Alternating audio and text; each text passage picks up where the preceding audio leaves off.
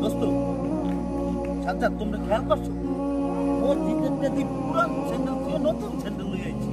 কাকা আমি তো কামের কাম করছে। না বেটা, কি কামের কাম করছে? এটা একটা কাম করছে? না বেটা, কামের কাম করছো?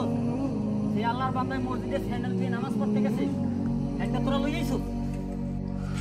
তুই তো জঘন্য অপরাধ করছিস দোস্ত কি অপরাধটা করলাম দোস্ত? যে এখনো বোঝস নাই যে তুই কি জঘন্য অপরাধটা করছিস। সে আল্লাহর বান্দায় স্যান্ডেল দিয়ে মসজিদে নামাজ পড়তে ঢুকছে, আল্লাহর কাছে আমানত রেখে এই আমানতের খেয়ানত করছিস, তুই হেয়ে লই আইছিস। তুই তো শেষ। ওই আল্লাহর বান্দা যদি আল্লাহর দ্বারা বিচার দেয় তাহলে কিন্তু সব শেষ হয়ে যাবে।